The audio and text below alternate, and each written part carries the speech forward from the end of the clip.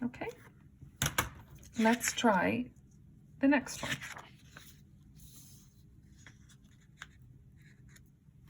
Okay, same thing. Here's your angle. Okay, across the angle is your opposite. Okay, across the right angle is the hypotenuse. Beside the angle is the adjacent. Okay, so then I'm going to do tan of my angle, 26, equals my opposite side, x, over my adjacent side, 15. Okay, once again, I cross multiply. So tan 26, I multiply it by 15, equals x times 1. Now here, I don't need to divide by anything because my unknown is not in my denominator. If it's in my numerator, it's just quick, you just do multiplication. So tan 26 times 15 equals, and it's about 7.3, and the units here are in meters. And that's it. A calculator like this, I do 26 tan, and then I times it by 15. Same thing. Okay. Now, the application questions, or the thinking questions in trigonometry are all about triangles. Okay. And so let's have a look at something like this.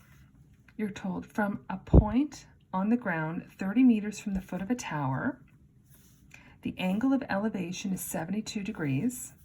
Find the height of the tower to the nearest meter. Okay, so whenever you do a thinking problem, often does not have a diagram. Okay, so whenever you draw your diagram, you know you're going to have to draw a right angle triangle. Okay, so you have to know where the angle goes. An angle of elevation is here at the bottom. Sometimes it's called an angle of inclination. So what you can think of is, let's suppose a person is standing here, and here's the tower, and they're looking up to the top of the tower. This is called their line of sight. Okay, so it'll go to the foot or the bottom up to the top of the tower. Okay. Sometimes you're going to be given information about an angle of depression. Now the person is standing up here, and this is their line of sight. I'm going to put this here, let's say. And now they're looking down at the ground right here. The angle of depression is right here outside the triangle. People make the mistake of putting the angle of depression in the triangle. It's not there. It's outside the triangle. But the one thing you got to keep in mind that these are parallel lines. Okay? So if you draw the Z pattern, isn't the angle of depression also here? Okay? So your angle of elevation, angle of inclination here, angle of depression here, but it's also here. Okay?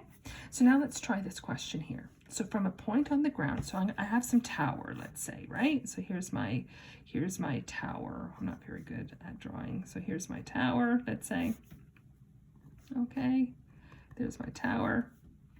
And I have from a point, so I'm going to draw a right angle triangle.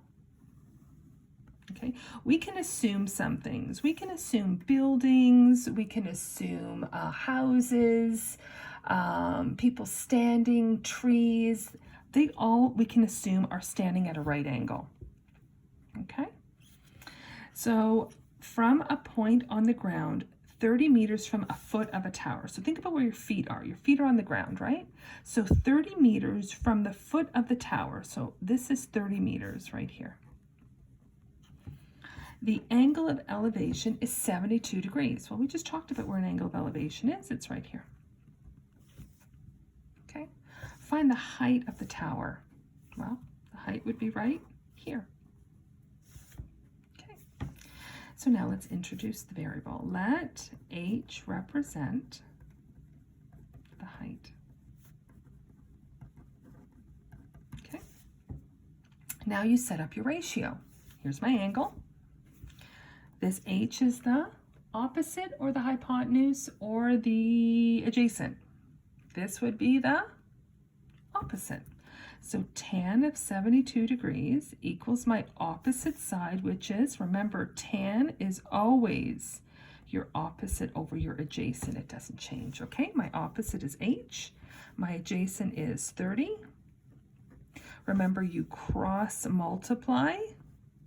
So tan 72, multiply that by 30 equals h times 1. Okay, so then I take out my calculator.